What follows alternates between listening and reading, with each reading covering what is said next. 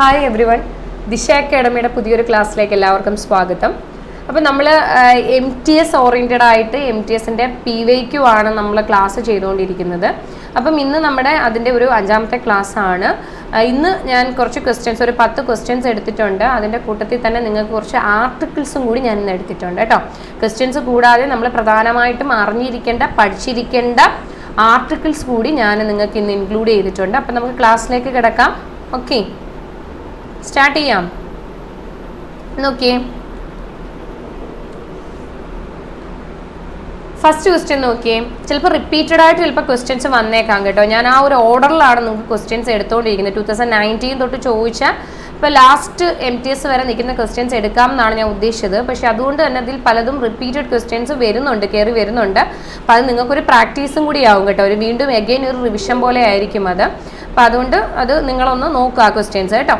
അപ്പോൾ ആദ്യ ക്വസ്റ്റ്യൻ എന്ന് പറയുന്നത്, forming an association in India is dash. ഇന്ത്യയിൽ അസോസിയേഷനുകൾ ഫോം ചെയ്യുക എന്ന് പറയുന്നത് എങ്ങനെയുള്ള റൈറ്റാണ്? ക്വസ്റ്റ്യൻ കൊള്ളാം. നമ്മളിത് ഓരോ ആർട്ടിക്കിളിൻ്റെയും ഉള്ളിൽ പഠിക്കുന്ന കാര്യങ്ങളാണ്. ഇപ്പോൾ ഫോമിങ് ആൻ അസോസിയേഷൻ എന്ന് പറയുന്നത് നമ്മൾ ഫണ്ടമെൻ്റൽ റൈറ്റിൽ 6 റൈറ്റ് ഉണ്ട്. അതിൽ രണ്ടാമത്തെ റൈറ്റായ റൈറ്റ് ടു ഫ്രീഡത്തിന് ഉള്ളിൽ പഠിക്കുന്നതാണ് ഫോമിങ് ആൻ അസോസിയേഷൻ. അപ്പോൾ പെട്ടെന്ന് ഈ ക്വസ്റ്റ്യൻ കാണുമ്പോൾ നിങ്ങൾക്കൊരു കൺഫ്യൂഷൻ ഉണ്ടാവാൻ പാടില്ല. ഇന്ത്യയിൽ അസോസിയേഷനുകൾ രൂപീകരിക്കുക എന്ന് പറയുന്നത് എങ്ങനെയുള്ള റൈറ്റ് ആണെന്നാണ് ചോദിച്ചിരിക്കുന്നത്. ഫണ്ടമെൻ്റൽ റൈറ്റ് ആണോ, ലീഗൽ റൈറ്റ് ആണോ, നാച്ചുറൽ റൈറ്റ് ആണോ, കോൺസ്റ്റിറ്റ്യൂഷണൽ റൈറ്റ് ആണോ? അപ്പോൾ ഇന്ത്യയിൽ അസോസിയേഷൻ ഫോം ചെയ്യുക എന്ന് പറയുന്നത് നിങ്ങൾക്ക് ആൻസർ ചെയ്യാൻ പറ്റണം. അതെങ്ങനെയുള്ള റൈറ്റ് ആണ്? ഫണ്ടമെൻ്റൽ റൈറ്റ് ആണ്.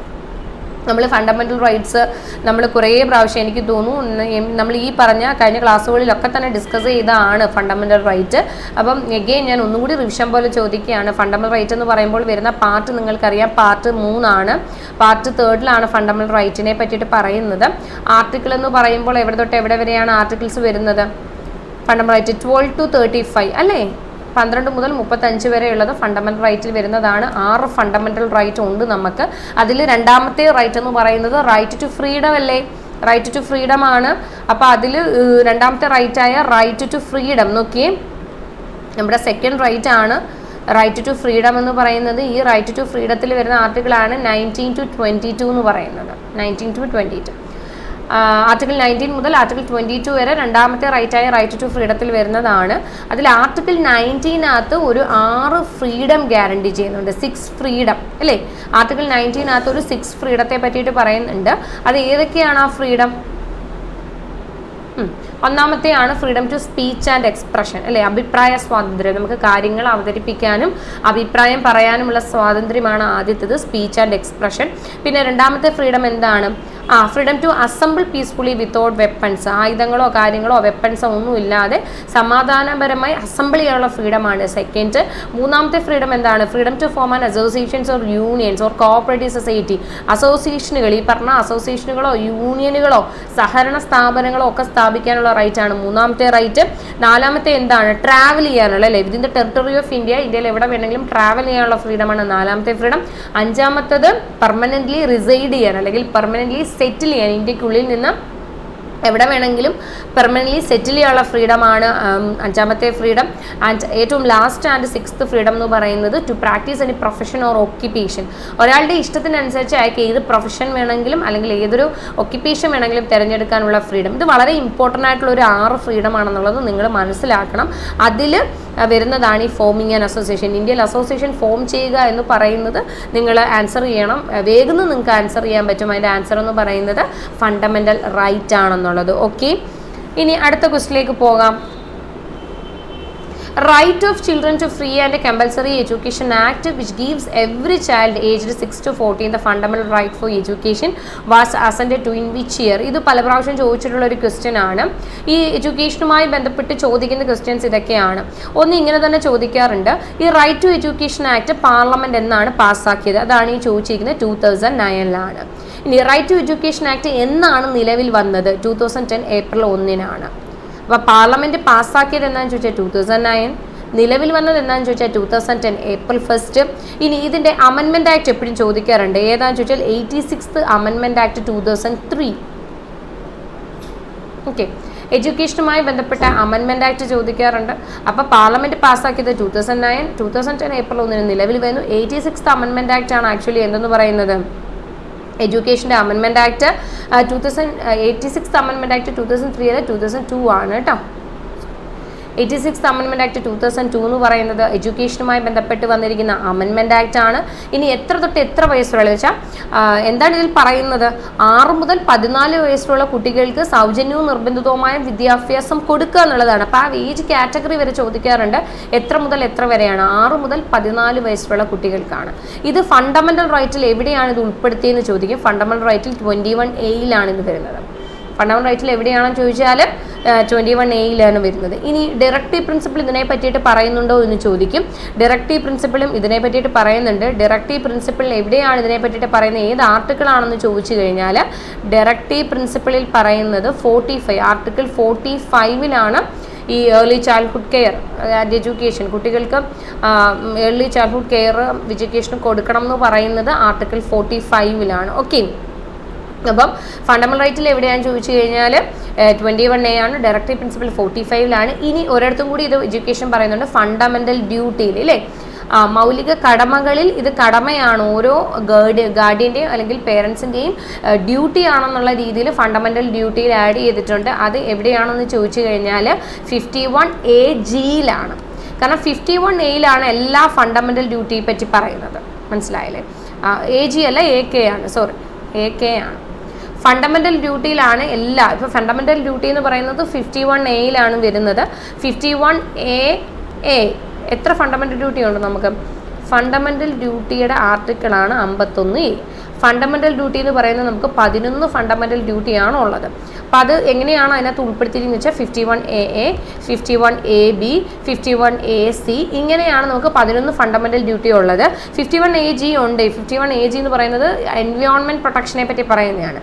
പരിസ്ഥിതി സംരക്ഷണത്തെ പറ്റിയിട്ടാണ് 51AG പറയുന്നത്. വിദ്യാഭ്യാസമാണെങ്കിൽ 51AK ആണ്. ഓക്കെ, അപ്പം ഇങ്ങോട്ട് നോക്കിയേ. റൈറ്റ് ടു എഡ്യൂക്കേഷൻ ആക്ടുമായി ബന്ധപ്പെട്ട് നിങ്ങൾ അറിയേണ്ടത് പാർലമെൻറ്റ് പാസ്സാക്കിയത് 2010 പാർലമെൻറ്റ് പാസ്സാക്കിയത്. നിലവിൽ വന്ന 2010 April 1 amendment act 86th amendment act ആണ്. 6 മുതൽ 14 വയസ്സുള്ള കുട്ടികൾക്കാണെന്നുള്ളത് ഓർത്തിരിക്കുക. Free and compulsory. ഫണ്ടമെൻ്റൽ റൈറ്റിൽ എവിടെയാണെന്ന് ചോദിച്ചാൽ 21A. ഡയറക്റ്റീവ് പ്രിൻസിപ്പിൾ എവിടെയാണെന്ന് ചോദിച്ചാൽ 45. ഫണ്ടമെൻ്റൽ ഡ്യൂട്ടിയിൽ എവിടെയാണ് പറയുന്നതെന്ന് ചോദിച്ചാൽ 51AK. ഇത്രയും നിങ്ങൾ കൃത്യമായിട്ട് നോട്ട് ചെയ്യണം. കാരണം എഡ്യൂക്കേഷൻ എന്ന് പറയുന്നത്, റൈറ്റ് ടു എഡ്യൂക്കേഷൻ എന്ന് പറയുന്നത് വളരെ ഇമ്പോർട്ടൻ്റ് ആണ്. അപ്പോൾ അതുമായി ബന്ധപ്പെട്ട് എവിടുന്ന് വേണമെങ്കിലും ക്വസ്റ്റ്യൻ ചോദിക്കാം. ഓക്കെ, അപ്പോൾ അടുത്ത ക്വസ്റ്റ്യനിലേക്ക് നോക്കാം. When was the right to property removed from the list of fundamental right? Fundamental റൈറ്റിൽ നിന്നും റൈറ്റ് ടു പ്രോപ്പർട്ടീനെ എലിമിനേറ്റ് ചെയ്തത് എന്നാണെന്നാണ് ക്വസ്റ്റ്യൻ. അപ്പോൾ നമുക്കറിയാവുന്ന കാര്യമാണ് ഫണ്ടമെൻ്റൽ റൈറ്റ് എന്ന് പറയുന്നത് നിലവിൽ 6 ഫണ്ടമെൻ്റൽ റൈറ്റുകളാണുള്ളത്.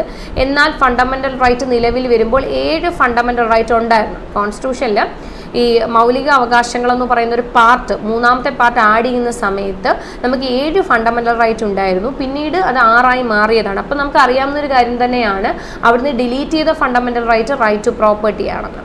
ഏതാണ് ഡിലീറ്റ് ചെയ്തത്? റൈറ്റ് ടു പ്രോപ്പർട്ടി അല്ലെങ്കിൽ സ്വത്തവകാശമാണ് ഡിലീറ്റ് ചെയ്തതെന്ന് അറിയാം. അപ്പോൾ സ്വത്തവകാശമാണ് ഫണ്ടമെൻ്റൽ റൈറ്റിൽ നിന്ന് എന്ത് ചെയ്തത്? മാറ്റിയത് അല്ലെങ്കിൽ ഡിലീറ്റ് ചെയ്തത്. അപ്പോൾ സ്വാഭാവികമായും അങ്ങനെ ഒരു റൈറ്റിനെ ഡിലീറ്റ് ചെയ്യണമെങ്കിൽ അമെൻമെൻറ്റ് ആക്ട് പാസ്സാക്കണം. ഞാൻ പറഞ്ഞിട്ടില്ലേ, കോൺസ്റ്റിറ്റ്യൂഷനുള്ള എന്തൊരു കാര്യത്തിനെയും നമ്മൾ എടുത്ത് മാറ്റണമെങ്കിലോ എന്തൊരു കാര്യം ഡിലീറ്റ് ചെയ്യണമെങ്കിലോ എന്ത് കാര്യം അതിനകത്ത് കൂട്ടിച്ചേർക്കണമെങ്കിലോ അമെൻമെൻറ്റ് ആക്ട് വേണം. അത് പാർലമെൻറ്റാണ് ഈ അമെൻമെൻറ്റ് ആക്ടുകളെല്ലാം പാസ്സാക്കുന്നത്. സോ ഇതിൻ്റെ അമെൻമെൻറ്റ് ആക്ട് എന്ന് പറയുന്നത് 44th അമെൻമെൻറ്റ് ആക്ട് ആണ്. 44th അമെൻമെൻറ്റ് ആക്ട് 1978 ആണ്. ഓക്കെ, അപ്പോൾ 1978 44th അമെൻമെൻറ്റ് ആക്ട് വഴിയാണ് റൈറ്റ് ടു പ്രോപ്പർട്ടിനെ എന്ത് ചെയ്തിരിക്കുന്നത്? ഡിലീറ്റ് ചെയ്തിരിക്കുന്നത്. അപ്പം നമ്മളിവിടെ മനസ്സിലാക്കേണ്ട ഒരു കാര്യം എന്ന് വെച്ചാൽ പലർക്കും 44th അമെൻമെൻറ്റ് ആക്ട് എന്ന് കാണുമ്പോൾ പെട്ടെന്ന് മനസ്സിലാവും. വർഷം മാത്രം തരുമ്പോൾ ചിലപ്പോൾ ഒന്ന് കൺഫ്യൂഷൻ ആവും. So right to property delete ചെയ്ത വർഷമാണ് ഇവിടെ ചോദിച്ചിരിക്കുന്നത്. അത് 1978 ആണ്. 1978 44ാമത്തെ അമെൻമെൻറ്റ് ആക്ട് വഴിയാണ് റൈറ്റ് ടു പ്രോപ്പർട്ടി ഡിലീറ്റ് ചെയ്യുന്നത്. 1978 ഈ ആക്ച്വലി 44th അമെൻമെൻറ്റ് ആക്ട് കൊണ്ടുവരുന്നത് ജനതാ ഗവൺമെൻറ് ആണ്. ജനതാ ഗവൺമെൻറ് മൊറാർജി ദേശായി ആണ് ഈ അമെൻമെൻറ്റ് ആക്ട് പാസ്സാക്കുന്നത് കേട്ടോ. ജനതാ ഗവൺമെന്റ് ആണ് ഈ സമയത്ത് അധികാരത്തിൽ. എന്ന് വെച്ചാൽ ഇന്ദിരാഗാന്ധിയാണ് അധികാരത്തിൽ ഇരുന്നത്. ഇന്ദിരാഗാന്ധിയെ താഴെ ഇറക്കി അടിയന്തരാവസ്ഥയുമായി ബന്ധപ്പെട്ട് ഇഷ്യൂ ഉണ്ടാവുകയും അടിയന്തരമായി ഇന്ദിരാഗാന്ധി സർക്കാർ താഴെ ഇറങ്ങുകയും ജനതാ ഗവൺമെന്റ് അധികാരത്തിൽ വരികയും ചെയ്യുന്നു. അല്ലെങ്കിൽ ജനതാ ഗവൺമെന്റ് എന്ന് പറയുമ്പോൾ മൊറാർജി ദേശായി ആണെന്ന് ആലോചിക്കണം. മൊറാർജി ദേശായി അധികാരത്തിൽ വരികയും അതിനുശേഷം പാസ്സാക്കിയ അമെൻമെന്റ് ആക്ട് ആണ് 44th അമെൻമെന്റ് ആക്ട് 1978. അതിലൂടെ സുപ്രധാനമായ ഒരു കാര്യം കൊണ്ടുവരികയും ചെയ്തു. കാരണം സ്വത്തവകാശം എന്ന് പറയുന്നത് അത്രയും നാളും ഓരോ വ്യക്തികളുടെയും മൗലിക അവകാശമായിരുന്നു. അതിൽ നിന്നും അതിനെ ഡിലീറ്റ് ചെയ്ത് അല്ലെങ്കിൽ ആ ഒരു അവകാശത്തെ മൗലിക അവകാശങ്ങളിൽ നിന്ന് എടുത്തു മാറ്റുകയും അത് നിയമാവകാശമായി മാറ്റുകയും ചെയ്തു. റൈറ്റ് ടു പ്രോപ്പർട്ടി എന്ന് പറയുന്നത് ഇപ്പോൾ ലീഗൽ റൈറ്റ് ആണ്, നിയമ അവകാശമാണ്. അണ്ടർ ആർട്ടിക്കിൾ 300A 300A അനുസരിച്ച് റൈറ്റ് ടു പ്രോപ്പർട്ടി ഒരു ലീഗൽ റൈറ്റ് ആണ്. നേരത്തെ right to property article 31 fundamental right ആയിരുന്നപ്പോൾ ആർട്ടിക്കിൾ 31 ആയിരുന്നു. അത് മാറ്റിയിട്ട് 300A അനുസരിച്ച് ലീഗൽ റൈറ്റ് ആക്കിയത്. മനസ്സിലായോ? അപ്പോൾ സുപ്രധാനപരമായ ഒരു കാര്യമാണ് ഈ 44ാമത്തെ അമെൻമെന്റ് ആക്ടിലൂടെ വന്നത്. 44ാമത്തെ അമെൻമെന്റ് ആക്ടിൽ വീണ്ടും കാര്യങ്ങൾ വന്നിട്ടുണ്ട് അമെൻമെന്റ് ആക്ടിൽ. പക്ഷെ അതിൽ ഏറ്റവും പ്രധാനപ്പെട്ട കാര്യം, എപ്പോഴും പരീക്ഷയ്ക്ക് ചോദിക്കുന്ന ഒരു കാര്യം ഈ സ്വത്തവകാശത്തെ പറ്റിയിട്ടാണ്. അപ്പോൾ അത് കൃത്യമായി മനസ്സിലാക്കുക. 1978 44ാമത്തെ അമെൻമെന്റ് ആക്ട് വഴിയാണ് റൈറ്റ് ടു പ്രോപ്പർട്ടീനെ എന്ത് ചെയ്തത്, ഡിലീറ്റ് ചെയ്തെന്നുള്ള കാര്യം. ഓക്കെ, അടുത്ത ക്വസ്റ്റിലേക്ക് പോവാം. Which of the following committee recommended inclusion of fundamental duties? Fundamental ഡ്യൂട്ടീനെ നമ്മുടെ റെക്കമെൻഡ് ചെയ്ത ഫണ്ടമെന്റൽ ഡ്യൂട്ടിയെ കൊണ്ടുവന്ന റെക്കമെൻഡ് ചെയ്ത കമ്മിറ്റി ഏതാണെന്നാണ് ക്വസ്റ്റ്യൻ. അപ്പോൾ ഇത് ഏതാണെന്ന് ചോദിച്ചാൽ സൊറൻ സിംഗ് കമ്മിറ്റിയാണ്. ഏത് കമ്മിറ്റിയിലൂടെയാണ് ഫണ്ടമെന്റൽ ഡ്യൂട്ടി ആഡ് ചെയ്യുന്നത് വെച്ചാൽ സൊറൻ സിംഗ് കമ്മിറ്റിയാണ്. അപ്പോൾ നിങ്ങൾ മനസ്സിലാക്കേണ്ട ഒരു കാര്യം എന്ന് വെച്ചാൽ കോൺസ്റ്റിറ്റ്യൂഷൻ നിലവിൽ വരുന്ന സമയത്ത് നമുക്ക് ഫണ്ടമെന്റൽ ഡ്യൂട്ടി ഉണ്ടോ? ഇല്ല. കോൺസ്റ്റിറ്റ്യൂഷൻ നിലവിൽ വരുമ്പോൾ നമുക്ക് ഇങ്ങനെ ഒരു ഫണ്ടമെന്റൽ ഡ്യൂട്ടി എന്ന് പറയുന്ന ഒരു പാർട്ടേ ഇല്ല. ഫണ്ടമെന്റൽ ഡ്യൂട്ടി എന്ന് പറയുന്ന പാർട്ട് 4A വരുന്നതാണ്. നമുക്കറിയാം പാർട്ട് 1 പാർട്ട് 1 യൂണിയനും ടെറിട്ടറിയാണ്. പാർട്ട് 2 സിറ്റിസൺഷിപ്പ് ആണ്. പാർട്ട് 3 നമ്മളിപ്പോൾ പറഞ്ഞ ഫണ്ടമെന്റൽ റൈറ്റ് ആണ്. പാർട്ട് 4 ഡയറക്റ്റീവ് പ്രിൻസിപ്പിൾ ആണ്. പിന്നെ പാർട്ട് 5 ആയിരുന്നു യൂണിയൻ ഗവൺമെന്റ് ആയിരുന്നു വരുന്നത്. എന്നാൽ 4A എന്ന് പറയുന്ന ഒരു പാർട്ടിനെ ഇൻക്ലൂഡ് ചെയ്തു, കൊണ്ടുവന്നു. കോൺസ്റ്റിറ്റ്യൂഷനിൽ 4A എന്ന് പറയുന്ന ഒരു പാർട്ട് കൂടി ആഡ് ചെയ്തു. മനസ്സിലായോ? അപ്പോൾ കോൺസ്റ്റിറ്റ്യൂഷൻ നിലവിൽ വരുന്ന നമുക്കറിയാം 1950 ജനുവരി 26 കോൺസ്റ്റിറ്റ്യൂഷൻ നിലവിൽ വരുന്ന സമയത്ത് ഈ പാർട്ട് 4A കോൺസ്റ്റിറ്റ്യൂഷനിൽ ഇല്ല. അപ്പോൾ പിന്നീട് കോൺസ്റ്റിറ്റ്യൂഷനിൽ ആഡ് ചെയ്തതാണ് 4A എന്ന് പറയുന്ന പാർട്ട്. ആ 4A ആണ് ഫണ്ടമെന്റൽ ഡ്യൂട്ടി എന്ന് പറയുന്നത്, മൗലിക കടമകൾ. അപ്പം ഇങ്ങനെ ഒരു പാർട്ട് ആഡ് ചെയ്യാൻ തന്നെ കാരണം 4A എന്ന് പറയുന്ന ഒരു പാർട്ട് ആഡ് ചെയ്യുകയും ഫണ്ടമെന്റൽ ഡ്യൂട്ടി കൊണ്ടുവരാൻ തന്നെ കാരണം എന്ന് പറയുന്നത് ഈ നമ്മുടെ ഭരണഘടനയിൽ ഓരോ വ്യക്തികൾക്കും ഉണ്ടായിരിക്കേണ്ട അവകാശങ്ങളെ പറ്റി കൃത്യമായി പറയുന്നുണ്ട് അല്ലേ? ഫണ്ടമെന്റൽ റൈറ്റിനെ പറ്റി കൃത്യമായി പറയുമ്പോൾ അതുപോലെ ഓരോ ഇന്ത്യൻ സിറ്റിസണും ഓരോ ഇന്ത്യൻ പൗരന്മാരും ചെയ്തിരിക്കേണ്ട കുറച്ച് കടമകൾ കൂടിയുണ്ട്. നമുക്കുള്ള അവകാശങ്ങൾ പോലെ തന്നെ നമുക്ക് രാജ്യത്തോട് കുറച്ച് കടമകൾ കൂടിയുണ്ട്. അപ്പം അതിനെ പറ്റിയിട്ട് കൃത്യമായി ഒരു ബോധ്യം ഉണ്ടായിരിക്കണം എന്ന് വെച്ചിട്ടാണ് ഇങ്ങനെ ഒരു പാർട്ട് ആഡ് ചെയ്യുന്നത്. ഫണ്ടമെന്റൽ ഡ്യൂട്ടി എന്ന് പറയുന്നത് റഷ്യയിൽ നിന്ന് എടുത്തിട്ടുള്ളതാണ് ഫണ്ടമെന്റൽ ഡ്യൂട്ടി. അപ്പോൾ റഷ്യയിലുള്ള ഈ ഒരു ഫണ്ടമെന്റൽ ഡ്യൂട്ടി നമ്മൾ ഇൻസ്പയർഡ് ആയിട്ടാണ് ഇന്ത്യയിലേക്ക് ഇത് കൊണ്ടുവരുന്നത്. അപ്പോൾ ഓരോ പൗരന്മാർക്കും അവകാശങ്ങൾ പോലെ തന്നെ തിരിച്ച് രാജ്യത്തോടുള്ള കടമകൾ കൂടി ഉണ്ടെന്ന് പറയുന്നു. റഷ്യയിൽ നിന്ന് എടുത്തിട്ടുള്ളതാണ്. അങ്ങനെ പുതിയൊരു പാർട്ടിനെ നമ്മൾ ആഡ് ചെയ്യുന്നു, 4A എന്ന് പറയുന്ന ഒരു പാർട്ട്. അപ്പോൾ തീർച്ചയായിട്ടും കോൺസ്റ്റിറ്റ്യൂഷൻ ഇല്ലാത്തൊരു കാര്യം നമ്മൾ ആഡ് ചെയ്യുമ്പോൾ അവിടെ അമെൻമെന്റ് ആക്ട് പാസ്സാക്കണ്ടേ? അവിടെ പാസ്സാക്കിയിരിക്കുന്ന അമെൻമെന്റ് ആക്ട് ആണ് 42nd അമെൻമെന്റ് ആക്ട് 1976. ഇത് വളരെ പ്രധാനപ്പെട്ട ഒരു അമെൻമെന്റ് ആക്ട് ആണ്. ഇതിനെ മിനി ഭരണഘടനയെന്നാണ് വിളിക്കുന്നത്, മിനി കോൺസ്റ്റിറ്റ്യൂഷൻ എന്നാണ് വിളിക്കുന്നത്. എന്താ വെച്ചാൽ ഈ ഒരു 42nd അമെൻമെന്റ് ആക്ട് 1976 ഒരുപാട് അമെൻമെന്റുകൾ കൊണ്ടുവന്നിട്ടുണ്ട്. ഒരു അമെൻമെന്റ് ആക്ടിൽ ഒരുപാട് കാര്യങ്ങൾ കൊണ്ടുവരാം. ഒരു അമെൻമെന്റ് ആക്ടിൽ ഒരു അമെൻമെന്റ് ആക്ട് മാത്രമല്ല വരുന്നത്. അപ്പോൾ ഒരുപാട് അമെൻമെന്റ് ആക്ടുകൾ കൊണ്ടുവന്നിട്ടുള്ളതുകൊണ്ട് ഇതിനെ മിനി കോൺസ്റ്റിറ്റ്യൂഷൻ എന്നാണ് വിളിക്കുന്നത്. ഈ പറയപ്പെടുന്ന 42nd അമെൻമെന്റ് ആക്ട് 1976 ഇന്ദിരാഗാന്ധി സർക്കാരാണ് പാസ്സാക്കുന്നത്. അവിടെയും സുപ്രധാനമായ ഒരുപാട് കാര്യങ്ങൾ കൊണ്ടുവന്നിട്ടുണ്ട്. ഇന്ദിരാഗാന്ധി സർക്കാർ ഈ സൊറൻ സിംഗ് കമ്മിറ്റിയുടെ നിർദ്ദേശപ്രകാരമാണ് ഈ അമെൻമെന്റ് ആക്ട് കൊണ്ടുവരുന്നത്. അവിടെ നിങ്ങൾ അതുകൂടി മനസ്സിലാക്കണം കേട്ടോ. 42nd അമെൻമെന്റ് ആക്ട് 1976 പാസ്സാക്കുന്നത് through the recommendation of Swaran Singh committee. ഇന്ദിരാഗാന്ധിയാണ് സർക്കാരാണ് കൊണ്ടുവരുന്നത്. സുപ്രധാനമായ ഒരുപാട് കാര്യങ്ങൾ ഈ 42nd അമെൻമെന്റ് ആക്ടിലൂടെ വന്നിട്ടുണ്ട്. അപ്പോൾ അത് സൊറൻ സിംഗ് കമ്മിറ്റിയുടെ റെക്കമെൻഡേഷൻ വഴിയാണ് അങ്ങനെ ഒരു അമെൻമെന്റ് ആക്ട് കൊണ്ടുവരുന്നത്. ഈ സൊറൻ സിംഗ് കമ്മിറ്റി തന്നെയാണ് ഫണ്ടമെന്റൽ ഡ്യൂട്ടി ആഡ് ചെയ്യണം എന്ന് പറയുന്ന ഒരു റെക്കമെൻഡേഷൻ മുന്നോട്ട് വെക്കുന്നത്. മനസ്സിലായോ? അപ്പോൾ ഫണ്ടമെന്റൽ ഡ്യൂട്ടി റഷ്യയിൽ നിന്നാണ് നമ്മൾ കടമെടുത്തിരിക്കുന്നത്. പക്ഷേ സൊറൻ സിംഗ് കമ്മിറ്റിയുടെ നിർദ്ദേശപ്രകാരമാണ് നമ്മൾ ഫണ്ടമെന്റൽ ഡ്യൂട്ടിയെ കൊണ്ടുവരുന്നത്, അല്ലെങ്കിൽ 4A കൊണ്ടുവരുന്നത്. അപ്പം ഈ 4A വരുന്ന സമയത്ത് അല്ലെങ്കിൽ 42nd അമെൻമെന്റ് ആക്ടിലൂടെ ഫണ്ടമെന്റൽ ഡ്യൂട്ടി കൊണ്ടുവരുന്ന സമയത്ത് 10 ഫണ്ടമെന്റൽ ഡ്യൂട്ടി മാത്രമേ ഉള്ളൂ കേട്ടോ. അത് മനസ്സിലാക്കി വെച്ചിരിക്കേണ്ട ഒരു കാര്യമാണ്. അന്നത് വരുമ്പോൾ 10 ഡ്യൂട്ടി മാത്രമേ ഉള്ളൂ. പക്ഷേ നിലവിൽ അറ്റ് പ്രസന്റ് നമുക്ക് 11 ഡ്യൂട്ടികളുണ്ട്. നിലവിൽ 11. ആ 11ാമത്തെ ഡ്യൂട്ടിയാണ് ഞാൻ പറഞ്ഞ 51A എന്ത് വിദ്യാഭ്യാസ അവകാശ നിയമം. അതും ഓരോ കുട്ടികൾക്കും വിദ്യാഭ്യാസം കിട്ടുക എന്നുള്ളത് അവരുടെ കടമയാണ്. മൗലിക അവകാശത്തിൽ പറഞ്ഞിട്ടില്ലേ 21A നമ്മൾ പറഞ്ഞിട്ടില്ലേ ഇതൊരു അവകാശമാണെന്ന്. 6 മുതൽ 14 വയസ്സുള്ള കുട്ടികൾക്ക് കിട്ടേണ്ടത് വിദ്യാഭ്യാസം കിട്ടുക അവരുടെ അവകാശമാണ്. പക്ഷേ അവകാശമാണെന്ന് പറയുമ്പോഴും അത് ഡ്യൂട്ടിയും കൂടി ആക്കിയാൽ മാത്രമല്ലേ കാര്യമുള്ളൂ. കാരണം ഓരോ ഗാർഡിയൻ്റെയും ഡ്യൂട്ടി വെച്ചാൽ 6 വയസ്സായ ഒരു കുട്ടിക്ക് തനിയെ പോയി ഒരു സ്കൂളിൽ പോയി വിദ്യാഭ്യാസം ചെയ്യാൻ പറ്റത്തില്ല. അപ്പോൾ അതത് ഗാർഡിയൻ അല്ലെങ്കിൽ പേരൻസ് അവരെ എന്ത് ചെയ്യണം, അവർക്ക് ആ വിദ്യാഭ്യാസം കൊടുക്കണം. സോ അത് പ്രധാനപ്പെട്ട ഡ്യൂട്ടിയിലും കൂടി അങ്ങനെ ആഡ് ചെയ്തു. സോ ഫണ്ടമെന്റൽ ഡ്യൂട്ടി ആഡ് ചെയ്തിരിക്കുന്ന ആരുടെ റെക്കമെൻഡേഷൻ ത്രൂ ആണെന്ന് ചോദിച്ചാൽ സെവൻസിംഗ് കമ്മിറ്റിയുടെ റെക്കമെൻഡേഷൻ വഴിയാണ്. ഓക്കെ, അത് ക്ലിയർ ആയെന്ന് വിചാരിക്കുന്നു. ഓക്കെ, അപ്പോൾ ഇതൊന്നും നിങ്ങൾ നോക്കിയാൽ നമ്മുടെ ക്രാഷ് കോഴ്സിനെ പറ്റിയിട്ടാണ്. ദിശ ഓൺലൈൻ നമുക്ക് ആപ്പ് ഉണ്ടെന്ന് നിങ്ങൾക്ക് അറിയാലോ. ദിശയുടെ തന്നെ ആപ്പ് ഉണ്ട്. ആപ്പ് വഴി നിങ്ങൾക്ക് ദിശ അക്കാഡമി ആപ്പ് ഡൗൺലോഡ് ചെയ്തിട്ട് നിങ്ങൾക്ക് താല്പര്യമുള്ള കോഴ്സുകൾ നിങ്ങൾക്ക് പർച്ചേസ് ചെയ്യാം. അതിൽ MTSന് വേണ്ടിയിട്ട് ഉള്ള ഒരു ക്രാഷ് കോഴ്സ് തുടങ്ങിയിട്ടുണ്ട്. അപ്പോൾ അതിനകത്ത് എല്ലാം ഉണ്ട്. റെക്കോർഡഡ് ക്ലാസ്സുകളുണ്ട്. ഫൗണ്ടേഷൻ SSCയുടെ എല്ലാ ഫൗണ്ടേഷൻ കോഴ്സുകൾ നിങ്ങൾക്ക് ഫ്രീ ആയിട്ട് കിട്ടും. ഫ്രീ ആയിട്ടാണ് SSC ഫൗണ്ടേഷൻ കോഴ്സ് കിട്ടുന്നത്. റെക്കോർഡഡ് ക്ലാസ്സുകൾ കിട്ടും, മെന്റർ സപ്പോർട്ട് കിട്ടും, ക്ലാസ് നോട്ട്സ് ഉണ്ട്, സ്റ്റഡി പ്ലാൻസ് ഉണ്ട്. അപ്പോൾ ഇതെല്ലാം കൂടെ ചേർന്ന് കിട്ടുന്നതാണ്. അപ്പോൾ അത് ഓഫറായിട്ട് ഉണ്ട്. നിങ്ങൾക്ക് ഇപ്പോഴും ഓഫർ അവൈലബിൾ ആണോ എന്നുള്ളത് നിങ്ങൾ ഈ നമ്പറിൽ ഒന്ന് വിളിച്ച് ചെക്ക് ചെയ്ത് നോക്കുക കേട്ടോ. ഇവിടെ നമ്പർ തന്നിട്ടുണ്ട്. ആ നമ്പറിലേക്ക് നിങ്ങളൊന്ന് കോൺടാക്ട് ചെയ്തിട്ട് ഓഫർ അവൈലബിൾ ആണോ എന്നുള്ളതൊന്ന് ചെക്ക് ചെയ്ത് നോക്കുക. MTSന് വേണ്ടിയിട്ടുള്ള ക്രാഷ് കോഴ്സുകളാണ്. ഓക്കെ, ശരി. അടുത്ത ക്വസ്റ്റ്യൻ നോക്കിയേ. Interstate council was set up by the recommendation of which committee? ഏത് കമ്മിറ്റിയുടെ റെക്കമെൻഡേഷൻ വഴിയാണ് ഇന്റർസ്റ്റേറ്റ് കൗൺസിൽ കൊണ്ടുവരുന്നതെന്നാണ് ക്വസ്റ്റ്യൻ ചോദിച്ചിരിക്കുന്നത്.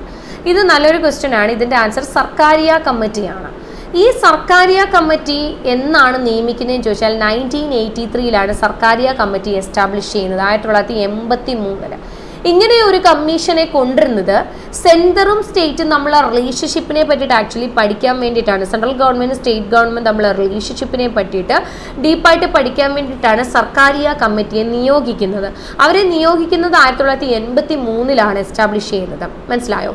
ഈ സർക്കാരിയ കമ്മിറ്റിയുടെ തലവനാണ് രഞ്ജിത് സിംഗ് സർക്കാരിയ എന്ന് പറയും. രഞ്ജിത് സിംഗ് സർക്കാരിയാണ് ഇതിൻ്റെ ചെയർമാൻ, അല്ലെങ്കിൽ ഇത് ചെയർ ചെയ്തിരിക്കുന്നത് രഞ്ജിത് സിംഗ് സർക്കാരിയാണ്.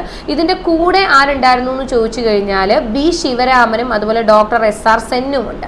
3 പേരുള്ള ഒരു ബോഡിയായിരുന്നു സർക്കാരിയ കമ്മീഷൻ എന്ന് പറയുന്നത്. അതിൻ്റെ തലവനായിരുന്നു, അല്ലെങ്കിൽ ഈ ഇന്റർസ്റ്റേറ്റ് കൗൺസിലിനെ പറ്റി പഠിക്കാൻ വേണ്ടി നിയോഗിച്ച കമ്മിറ്റിയുടെ തലവനായിരുന്നു രഞ്ജിത് സിംഗ് സർക്കാരിയ. അതുകൊണ്ടാണ് അതിനെ സർക്കാരിയ കമ്മീഷൻ, സർക്കാരിയ കമ്മിറ്റി എന്ന് വിളിക്കുന്നത്. ഇദ്ദേഹത്തിൻ്റെ കൂടെ B ശിവരാമനും ഡോക്ടർ SR സെന്നും ഉണ്ടായിരുന്നു. 1983 ഈ കമ്മിറ്റി നിയോഗിക്കുന്നത്.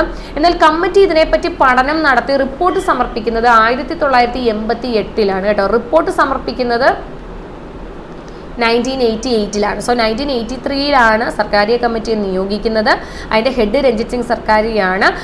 ഈ സർക്കാരിയ കമ്മീഷൻ റിപ്പോർട്ട് സമർപ്പിക്കുന്നത് 1988. അതിൻ്റെ ഒരു റിസൾട്ടായിട്ട് 1990 ഇവിടെ ഇന്റർസ്റ്റേറ്റ് കൗൺസിൽ രൂപീകരിക്കുന്നുണ്ട്. ആർട്ടിക്കിൾ 263 അനുസരിച്ച് 1990 ഒരു ഇന്റർസ്റ്റേറ്റ് കൗൺസിൽ ഇവിടെ രൂപീകരിക്കുന്നുണ്ട്. ആ ഇന്റർസ്റ്റേറ്റ് കൗൺസിലിൻ്റെ ചെയർമാൻ എന്ന് പറയുന്നത് പ്രൈം മിനിസ്റ്റർ ആണ് കേട്ടോ.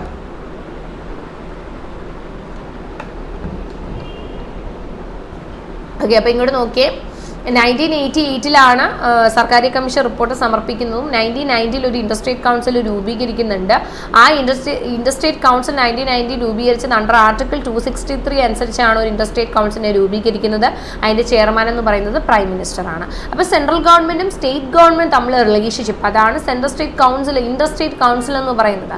സംസ്ഥാനങ്ങളും കേന്ദ്രം തമ്മിലുള്ള കാര്യങ്ങൾ പഠിക്കാൻ വേണ്ടി ഒരുപാട് കാര്യങ്ങളുണ്ടല്ലോ. തമ്മിലുള്ള ഡിവിഷൻ എന്ന് പറയുമ്പോൾ ഒരുപാട് കാര്യങ്ങളുണ്ട്. അതിനെപ്പറ്റി പഠിക്കാൻ വേണ്ടിയിട്ട് നിയോഗിച്ച കമ്മിറ്റിയാണ് സർക്കാരിയ കമ്മിറ്റി എന്ന് പറയുന്നത്. ഓക്കെ, അടുത്ത ക്വസ്റ്റ്യൻ നോക്കാം. Vijay Kelkar committee was form to study the evaluate dash. Vijay Kelkar കമ്മിറ്റിയെ നിയോഗിച്ചത് എന്തിനു വേണ്ടിയിട്ട്, അല്ലെങ്കിൽ എന്തിനെപ്പറ്റി പഠനം നടത്താൻ വേണ്ടിയിട്ടാണ് വിജയ് കേൽക്കർ കമ്മിറ്റി കൊണ്ടുവരുന്നതെന്ന് ചോദിച്ചു കഴിഞ്ഞാൽ പബ്ലിക് പ്രൈവറ്റ് പാർട്ടിസിപ്പേഷൻ മോഡലാണ്. പബ്ലിക് പ്രൈവറ്റ് പാർട്ടിസിപ്പേഷൻ മോഡലിനെ പറ്റിയിട്ട് പഠിക്കാൻ വേണ്ടിയിട്ടാണ് വിജയ് കേൽക്കർ ആണ് അതിൻ്റെ ഹെഡ് എന്ന് പറയുന്നത്. വിജയ് കേൽക്കർ ഹെഡായ കമ്മിറ്റിയാണ് വിജയ് കേൽക്കർ കമ്മിറ്റി. അത് എന്തിനാണ് കൊണ്ടുവരുന്നതെന്ന് ചോദിച്ചു കഴിഞ്ഞാൽ, എന്തിനാണ് കൊണ്ടുവരുന്നത്? Public private public private participation മോഡലിനെ പറ്റി പഠിക്കാനായിട്ടാണ്. പബ്ലിക് സെക്ടർ പ്രൈവറ്റ് സെക്ടറിൽ ഇതിനെ പറ്റിയിട്ട് പഠനം നടത്താൻ വേണ്ടിയിട്ടാണ് നമ്മൾ വിജയ് കേൽക്കർ ഹെഡായ വിജയ് കേൽക്കർ കമ്മിറ്റിയെ നിയോഗിക്കുന്നത്. ഓക്കെ, അടുത്ത ക്വസ്റ്റ്യൻ, ഇത് വളരെ ഇമ്പോർട്ടൻ്റ് ആയിട്ടുള്ള ഒരു ക്വസ്റ്റ്യൻ ആണ് കേട്ടോ. ഇത് വളരെ ഇമ്പോർട്ടൻ്റ് ആയിട്ടുള്ള ഒരു ക്വസ്റ്റ്യൻ ആണ്. സെക്കൻഡ് ബാക്ക്വേർഡ് ക്ലാസസ് കമ്മീഷൻ എന്ന് പറയുന്നത് ഇതെപ്പോഴും പരീക്ഷയ്ക്ക് ചോദിക്കുന്നതാണ്. അത് എനിക്ക് തോന്നുന്നു ഇപ്പോൾ ഈ ക്ലാസ് കേട്ടോണ്ടിരിക്കുന്ന പലർക്കും ഇതിൻ്റെ ആൻസർ അറിയാമെന്ന് തന്നെ എനിക്ക് തോന്നുന്നു. Second backward classes commission is also known as എന്താണ്? മണ്ഡൽ കമ്മീഷൻ. ഇതിനെ വിളിക്കുന്നതാണ് മണ്ഡൽ കമ്മീഷൻ. മണ്ഡൽ കമ്മീഷനെ അപ്പോയിന്റ് ചെയ്ത് രൂപീകരിക്കുന്നത് 1979 1979 എന്ന് പറയുമ്പോൾ ഞാനിപ്പോൾ പറഞ്ഞതേ ഉള്ളൂ, ജനതാ പാർട്ടി, ജനതാ ഗവൺമെൻറ് ആണ് രൂപീകരിക്കുന്നത്. മൊറാർജി ദേശായി ആണ് ഇങ്ങനെ ഒരു കമ്മീഷനെ രൂപീകരിക്കുന്നത്. 1979 ഈ സെക്കൻഡ് ബാക്ക്വേർഡ് ക്ലാസസ് കമ്മീഷൻ വരുന്നത്. അതിന്റെ പേരാണ് മണ്ഡൽ കമ്മീഷൻ എന്ന് പറയുന്നത്. ഇത് എന്താണെന്ന് നിങ്ങൾക്ക് എല്ലാവർക്കും അറിയായിരിക്കും. എന്താണ്? സോഷ്യലി എഡ്യൂക്കേഷണലി ബാക്ക്വേർഡ് ആയിട്ടുള്ള ആൾക്കാർക്ക് റിസർവേഷൻ ക്രൈറ്റീരിയ കൊണ്ടുവരുന്നതാണ് മണ്ഡൽ കമ്മീഷൻ എന്ന് പറയുന്നത്. അത്രയേ ഉള്ളൂ. ഇത് സിമ്പിളായിട്ട് പറഞ്ഞാൽ സോഷ്യലി എഡ്യൂക്കേഷണലി ബാക്ക്വേർഡ് ആയിട്ടുള്ള ക്ലാസ്സുകൾക്ക് റിസർവേഷൻ കൊണ്ടുവരിക, quotas, reservations, caste wise reservation, ഇത് കൊണ്ടുവരുന്നതാണ് മണ്ഡൽ കമ്മീഷൻ എന്ന് പറയുന്നത്. ആസ് എ റിസൾട്ട് മണ്ഡൽ കമ്മീഷന്റെ ഭാഗമായിട്ട് ഈ നമ്മൾ കൊണ്ടുവരികയും ചെയ്തു, അവർ 27% റിസർവേഷൻ OBC കാറ്റഗറിക്ക് കൊടുക്കണം എന്നുള്ളത് പറഞ്ഞ മനസ്സിൽ പരീക്ഷകളിൽ ചോദിക്കുന്നതാണ്. 27% റിസർവേഷൻ എന്താണ്? എല്ലാ OBC കാൻഡിഡേറ്റ്സിനും കൊടുക്കണം എന്നുള്ളത്. ഗവൺമെന്റ് സെക്ടറിൽ വരുന്ന എല്ലാ OBC കാൻഡിഡേറ്റ്സിനും 27% റിസർവേഷൻ കൊടുക്കണം എന്നുള്ള ഇതും കൊണ്ടുവരികയും ചെയ്തു. എന്തിൻ്റെ ഇതായിട്ടാണെന്ന് ചോദിച്ചു കഴിഞ്ഞാൽ ഈ മണ്ഡൽ കമ്മീഷന്റെ റിപ്പോർട്ടിന്റെ അടിസ്ഥാനത്തിലാണ്. സോ ഈ മണ്ഡൽ കമ്മീഷനെ അപ്പോയിന്റ് ചെയ്യുന്നത് ജനതാ ഗവൺമെന്റ് ആണ്. 1979 അപ്പോയിന്റ് ചെയ്യുന്നത്. എന്താണ് മണ്ഡൽ കമ്മീഷൻ അല്ലെങ്കിൽ സെക്കൻഡ് ബാക്ക്വേർഡ് ക്ലാസസ് കമ്മീഷൻ എന്താണ്? സോഷ്യലി എഡ്യൂക്കേഷണലി ബാക്ക്വേർഡ് ആയിട്ടുള്ളവരെ പറ്റിയിട്ട് പഠനം നടത്തുക, അവർക്ക് റിസർവേഷൻ കൊടുക്കുന്നതിനെ പറ്റിയിട്ട് പഠനം നടത്തണം. ആസ് എ റിസൾട്ട് ആണ് 27% റിസർവേഷൻ OBC കാറ്റഗറിക്ക് ഗവൺമെൻറ് സെക്ടേഴ്സിലൊക്കെ വന്നത്. ഓക്കെ, അപ്പോൾ അത് വളരെ ഇമ്പോർട്ടൻ്റ് ആയിട്ട് ക്വസ്റ്റ്യൻ ആണ്. അപ്പം നിങ്ങളത് നോട്ട് ചെയ്ത് വെച്ച് തന്നെ പഠിക്കുക. ഓക്കെ, അടുത്തത്, who appoints the chief justice of India? Indian chief ജസ്റ്റിസിനെ അപ്പോയിന്റ് ചെയ്യുന്ന ആരാണെന്നാണ് ക്വസ്റ്റ്യൻ. ആരാണ്? ഇവിടെ നിങ്ങൾക്ക് ഒരു രീതിയിലും ഇത് കൺഫ്യൂഷൻ വരാൻ പാടില്ല. ഇന്ത്യൻ ചീഫ് ജസ്റ്റിസിനെ അപ്പോയിന്റ് ചെയ്യുന്ന ആരാണെന്ന് ചോദിച്ചാൽ പ്രസിഡന്റ് ആണ്, അല്ലാണ്ട് ആരാണ് അപ്പോയിന്റ് ചെയ്യുന്നത്? അപ്പം നിങ്ങൾ മനസ്സിലാക്കണം, വളരെ പ്രധാനപ്പെട്ട കുറേ ഡിഗ്നിറ്ററീസ് ഉണ്ട്, അല്ലെങ്കിൽ ഹൈ പൊസിഷനിൽ ഇരിക്കുന്ന ആൾക്കാരുണ്ട്. അവരെ എല്ലാം അപ്പോയിന്റ് ചെയ്യുന്ന പ്രസിഡന്റ് ആണ്. അപ്പോൾ അത്യാവശ്യം കുറച്ച് ആൾക്കാരെ അറിഞ്ഞിരിക്കുക. പ്രസിഡന്റ് അപ്പോയിന്റ് ചെയ്യുന്ന ആൾക്കാരാണ്. ഒന്ന് പ്രൈം മിനിസ്റ്ററിനെ അപ്പോയിന്റ് ചെയ്യുന്ന പ്രസിഡന്റ് ആണ്. ഗവർണറെ അപ്പോയിന്റ് ചെയ്യുന്നത് ആരാണ്? പ്രസിഡന്റ് ആണ്. യൂണിയൻ ക്യാബിനറ്റ് മിനിസ്റ്റേഴ്സിനെ അപ്പോയിന്റ് ചെയ്യുന്ന ആരാണ്? പ്രസിഡന്റ് ആണ്. അപ്പോൾ പ്രൈം മിനിസ്റ്ററിനെ അപ്പോയിന്റ് ചെയ്യുന്നു, യൂണിയൻ ക്യാബിനറ്റ് മിനിസ്റ്റേഴ്സിനെ with the recommendation of prime minister union cabinet മിനിസ്റ്റേഴ്സിനെ അപ്പോയിന്റ് ചെയ്യുന്നു. എല്ലാ സ്റ്റേറ്റുകളുടെ ഗവർണേഴ്സിനെ അപ്പോയിന്റ് ചെയ്യുന്നു. ദെൻ കമ്മീഷനുകൾ നോക്കിയ ഇലക്ഷൻ കമ്മീഷനെ അപ്പോയിന്റ് ചെയ്യുന്ന പ്രസിഡന്റ് ആണ്. ഫിനാൻസ് കമ്മീഷനെ അപ്പോയിന്റ് ചെയ്യുന്ന പ്രസിഡന്റ് ആണ്. Election commission, finance commission, UPSC chairman and മെമ്പേഴ്സിനെ അപ്പോയിന്റ് ചെയ്യുന്നു. AG അറ്റോർണി ജനറലിനെ അപ്പോയിന്റ് ചെയ്യുന്നു. അതുപോലെ തന്നെ CAG-നെ, comptroller and auditor general of India, comptroller and auditor general of India appoint ചെയ്യുന്നു. അറ്റോർണി ജനറലിനെ അപ്പോയിന്റ് ചെയ്യുന്നു. UPSC ചെയർമാൻ ആൻഡ് മെമ്പേഴ്സിനെ അപ്പോയിന്റ് ചെയ്യുന്നു. മൈനോറിറ്റി കമ്മീഷൻ ചെയർമാനെ അപ്പോയിന്റ് ചെയ്യുന്നു. Minority commission, backward class commission, അതുപോലെ ലെഫ്റ്റനന്റ് യൂണിയൻ ടെറിട്ടറി UTയിലെ ലെഫ്റ്റനന്റ് ഗവർണേഴ്സിനെ അപ്പോയിന്റ് ചെയ്യുന്നു. UT ഗവർണേഴ്സിനെ അപ്പോയിന്റ് ചെയ്യുന്നത് ആരാണ്? ഇദ്ദേഹമാണ്, പ്രസിഡന്റ് ആണ്. അതുപോലെ തന്നെ ഹൈ കമ്മീഷണേഴ്സ്, അതുപോലെ തന്നെ അംബാസഡേഴ്സ്, അതുപോലെ തന്നെ all India service members, all India സർവീസിലുള്ള ആൾക്കാരുണ്ടല്ലോ, all India service members, high commissioners, ambassadors, ഈ പറഞ്ഞ കുറേ ഉണ്ട്. ഇപ്പോൾ എനിക്ക് ഓർമ്മയുള്ള പൊസിഷൻസ് എല്ലാമാണ് ഞാൻ പറഞ്ഞിരിക്കുന്നത് നിങ്ങളോട്. അതുപോലെ ഇതിനെല്ലാം വിട്ട് നിങ്ങൾ കൃത്യമായിട്ട് അറിഞ്ഞിരിക്കേണ്ട ഒരു കാര്യം എന്ന് വെച്ചാൽ, സുപ്രീം കോടതിയിലെ ഹൈക്കോടതിയിലെ ചീഫ് ജസ്റ്റിസുമാരെയും ജഡ്ജിമാരെയും അപ്പോയിന്റ് ചെയ്യുന്നത് ആരാണ്? പ്രസിഡന്റ് ആണ്. നമ്മൾ ചിലപ്പോൾ എഴുതും സുപ്രീം കോടതിയിലെ CJ അപ്പോയിന്റ് ചെയ്യുന്നത് പ്രസിഡന്റ് ആണ്. ഹൈക്കോടതി CJ അപ്പോയിന്റ് ചെയ്യുന്നത് മിക്കവരും ഗവർണറാണ്. വായിൽ പെട്ടെന്ന് വരുന്നത് ഹൈക്കോടതിയിൽ നിന്ന് കേൾക്കുമ്പോൾ ഗവർണർ എന്ന് പറയാനുള്ള ടെൻഡൻസി വരും. പക്ഷേ സുപ്രീം കോടതിയിലെയും ഹൈക്കോടതിയിലെയും ചീഫ് ജസ്റ്റിസിനെ അപ്പോയിന്റ് ചെയ്യുന്നത് പ്രസിഡന്റ് ആണ്. ജഡ്ജിനെ അപ്പോയിന്റ് ചെയ്യുന്ന പ്രസിഡന്റ് ആണോ എന്നുള്ള ഒരു ഇത് വരും. സുപ്രീം കോടതിയിലെ എല്ലാ ജഡ്ജിമാരെ അപ്പോയിന്റ് ചെയ്യുന്നതും ഹൈക്കോടതിയിലെ എല്ലാ ജഡ്ജിമാരെ അപ്പോയിന്റ് ചെയ്യുന്നതും പ്രസിഡന്റ് ആണ്. സോ സുപ്രീം കോടതിയിലെ ഹൈക്കോടതിയിലെ ചീഫ് ജസ്റ്റിസുമാരെയും ജഡ്ജിമാരെ അപ്പോയിന്റ് ചെയ്യുന്ന ആരാണ്? പ്രസിഡന്റാണ്. ഈ ക്വസ്റ്റ്യൻ ഇങ്ങനെ തന്നെ ചോദിക്കും. അപ്പോൾ നിങ്ങൾ തെറ്റിക്കാൻ പാടില്ല. സുപ്രീം കോടതി, ഹൈക്കോടതി, CJ ജഡ്ജിമാരെ അപ്പോയിന്റ് ചെയ്യുന്ന ആരാന്ന് ചോദിച്ചാൽ പ്രസിഡന്റാണ്. അപ്പോൾ പ്രധാന പദവികൾ നോക്കിയേ, ഞാൻ പറഞ്ഞ prime minister, union cabinet ministers, governor's, supreme കോടതി, ഹൈക്കോടതി, CJ ജഡ്ജിമാർ, election commission, finance commission, AG, CAG, UPSC, അതുപോലെ minority, backward, high commissioners, ambassador, all India service members, union territory lieutenant governor's, ഇവരെ എല്ലാം അപ്പോയിന്റ് ചെയ്യുന്നത് ആരാണെന്ന് ചോദിച്ചാൽ ഇന്ത്യയുടെ പ്രസിഡന്റാണ്. ഇനിയും പദവികളുണ്ട്. എനിക്ക് ഓർമ്മയുള്ള പ്രധാനപ്പെട്ട പദവികളാണ് ഞാൻ പറഞ്ഞു തന്നത്. ഇവരെല്ലാം അപ്പോയിന്റ് ചെയ്യുന്ന ആര്? ഇതിൽ എടുത്ത് ചോദിക്കുന്ന ഒരു കാറ്റഗറി തന്നെയാണ് സുപ്രീം കോടതി, ഹൈക്കോടതി, CJമാരെയും ജഡ്ജിമാരെയും. അപ്പോൾ അവരെ അപ്പോയിന്റ് ചെയ്യുന്ന ആരാണെന്ന് ചോദിച്ചാൽ പ്രസിഡന്റ് ആണ്. ഓക്കെ, അടുത്ത ക്വസ്റ്റ്യൻ നോക്കൂ. Which of the following statement regarding the Lok Sabha is not correct? ലോക്സഭയുമായി ബന്ധപ്പെട്ട് കറക്റ്റ് അല്ലാത്ത സ്റ്റേറ്റ്മെന്റ് ആണ് ചോദിച്ചിരിക്കുന്നത്. എപ്പോഴും സ്റ്റേറ്റ്മെന്റ് ടൈപ്പ് ക്വസ്റ്റ്യൻസ് വരുമ്പം നിങ്ങൾ കറക്റ്റ് ആണോ, കറക്റ്റ് ഇവിടെയാണ് നിങ്ങൾക്ക് തെറ്റുന്നത് കേട്ടോ. എപ്പോഴും സ്റ്റേറ്റ്മെന്റ് ടൈപ്പ് ക്വസ്റ്റ്യൻസ് തന്നിട്ട് അതിൽ നിന്ന് കണ്ടുപിടിക്കാൻ തരുമ്പോൾ ഇത് കറക്റ്റ് എന്നാണോ ചോദിച്ചിരിക്കുന്നത്, കറക്റ്റ് അല്ലെന്നാണോ, അവിടെ ആദ്യം ഒന്ന് വരയ്ക്കുക, അവിടെ ഒന്ന് നോട്ട് ചെയ്ത്. ഇവിടെ എന്തോ പറഞ്ഞിരിക്കുന്നത്? ലോക്സഭയുമായി ബന്ധപ്പെട്ട് കറക്റ്റ് അല്ലാത്ത സ്റ്റേറ്റ്മെന്റ് എന്നാണ് പറഞ്ഞിരിക്കുന്നത്. അപ്പോൾ ആദ്യം നോക്കാം. Central council of ministers is collectively responsible to the Lok Sabha. Definitely അങ്ങനെയാണല്ലോ. സെൻട്രൽ കൗൺസിൽ ഓഫ് മിനിസ്റ്റേഴ്സ് അല്ലെങ്കിൽ കൗൺസിൽ ഓഫ് മിനിസ്റ്റേഴ്സ് എവിടെയാണ് റെസ്പോൺസിബിൾ ആയിട്ടുള്ളത്? ലോക്സഭയുമായിട്ടാണ് അവർക്ക് റെസ്പോൺസിബിൾ ആയിട്ടുള്ളത്. Whether the bill is a money bill or not, the final decision will be taken by the opposition leader.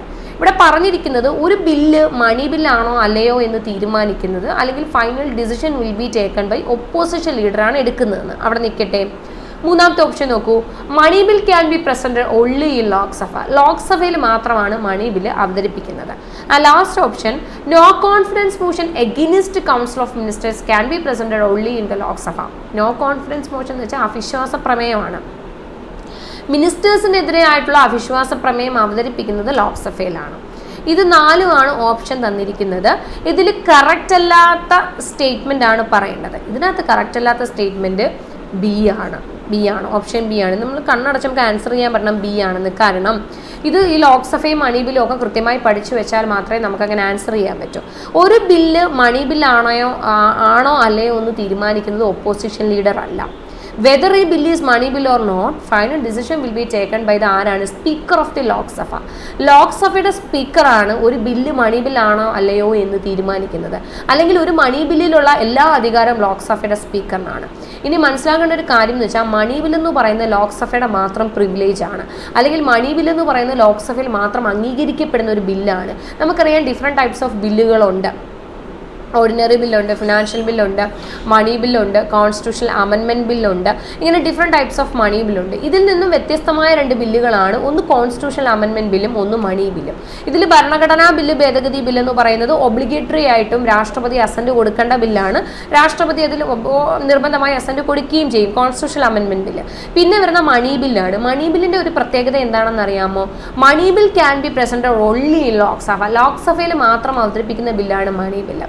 അപ്പം വിത്ത് recommendation of പ്രസിഡന്റിന്റെ റെക്കമെൻഡേഷനോട് കൂടിയാണ് ലോക്സഭയിൽ മണി ബിൽ അവതരിപ്പിക്കുന്നത്. അവിടെ അത് പ്രിസൈഡ് ചെയ്യുന്ന ലോക്സഭയുടെ സ്പീക്കറാണ്.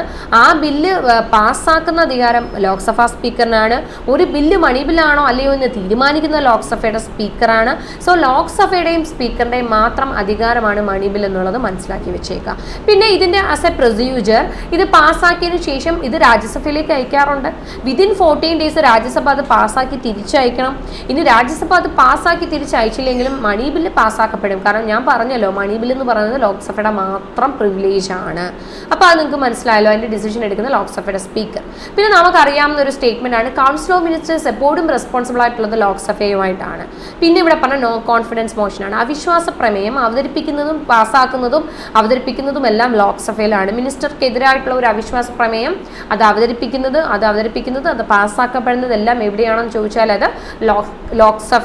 ഓക്കെ, അപ്പോൾ ഇത് ക്ലിയർ ആയെന്ന് വിചാരിക്കുന്നു. അടുത്ത ക്വസ്റ്റ്യൻ നോക്കിയേ.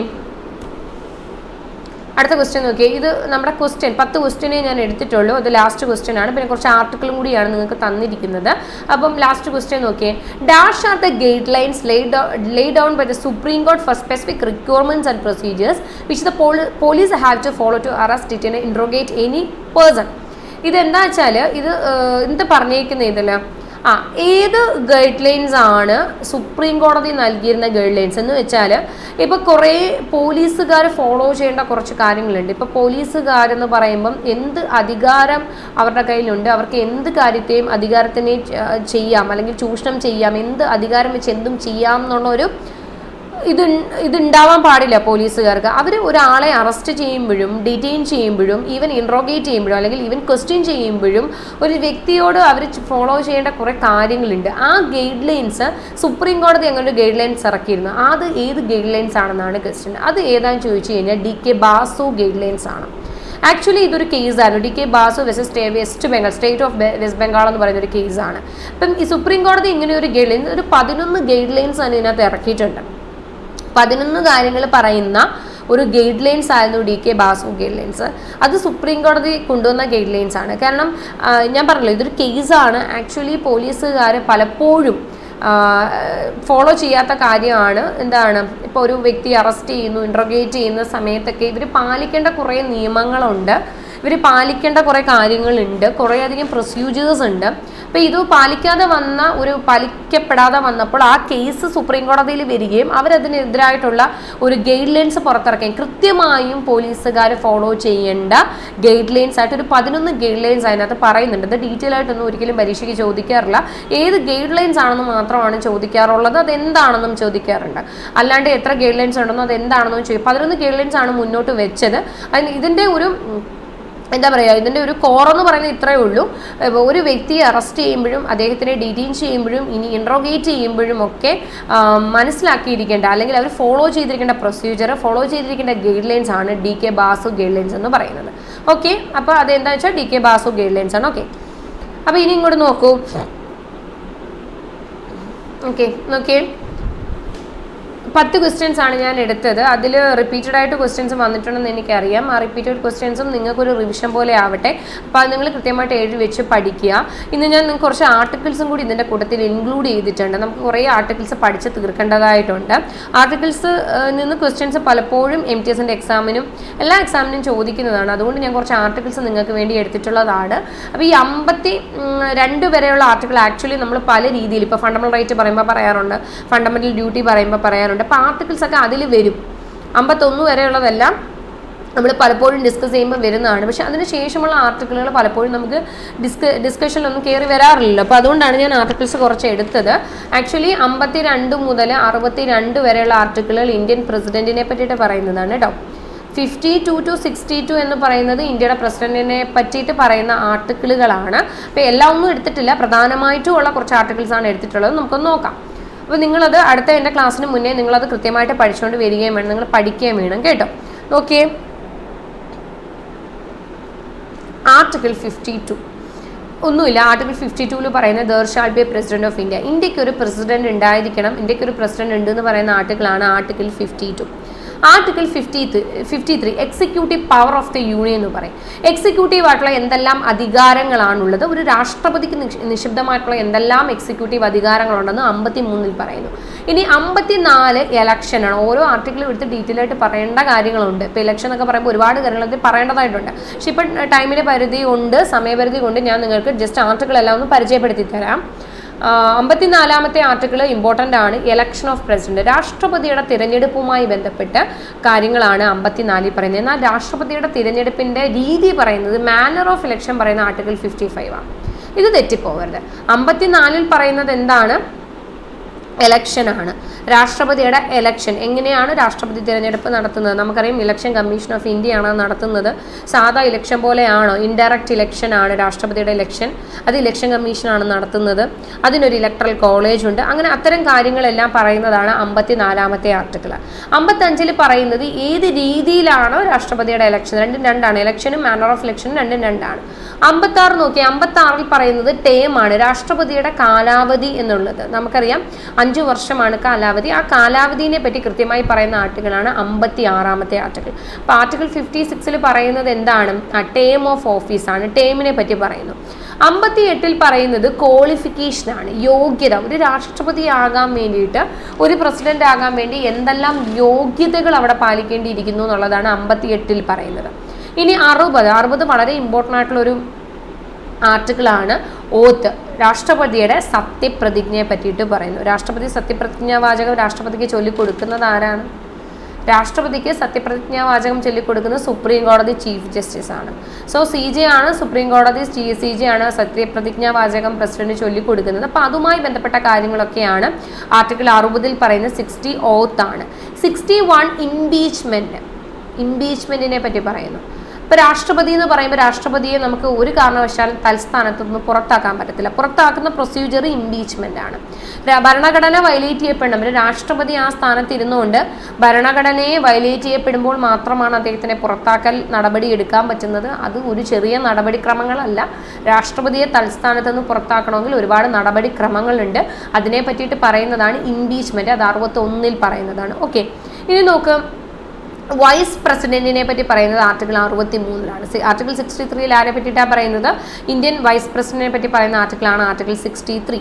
ഇനി ആർട്ടിക്കിൾ 64 പറയുന്നത് ex officio chairman of the council of state. Council of സ്റ്റേറ്റിന്റെ എക്സ് ഓഫിഷ്യോ ചെയർമാനാണ് വൈസ് പ്രസിഡന്റ് എന്ന്. അത് മനസ്സിലായോ നിങ്ങൾക്ക്? ഈ കൗൺസിൽ ഓഫ് സ്റ്റേറ്റ് ഏതാണ്? രാജ്യസഭയാണോ ലോക്സഭയാണോ നമ്മൾ കൗൺസിൽ ഓഫ് സ്റ്റേറ്റ് എന്ന് വിളിക്കുന്നത്? കൗൺസിൽ ഓഫ് സ്റ്റേറ്റ് എന്ന് നമ്മൾ വിളിക്കുന്നത് രാജ്യസഭേനെയാണ്. അല്ലെങ്കിൽ ഹൗസ് ഓഫ് ദി എൽഡർ എന്നൊക്കെ പറയും, മുതിർന്നവരുടെ സഭ, അല്ലെങ്കിൽ അപ്പർ ഹൗസ് എന്നും ഹൗസ് ഓഫ് ദി എൽഡർ എന്നും കൗൺസിൽ ഓഫ് സ്റ്റേറ്റ് എന്നൊക്കെ വിളിക്കുന്നത് രാജ്യസഭയാണ്. രാജ്യസഭയുടെ എക്സ് ഓഫിഷ്യോ ചെയർമാൻ ആരാന്ന് ചോദിച്ചാൽ വൈസ് പ്രസിഡന്റ്. ഇത് പല പ്രാവശ്യം പരീക്ഷകളിൽ ചോദിച്ചിട്ടുണ്ട്, രാജ്യസഭയുടെ എക്സ് ഓഫിഷ്യോ ചെയർമാൻ ആരാണെന്ന്. രാജ്യസഭയുടെ X officio chairman vice president ആണ്.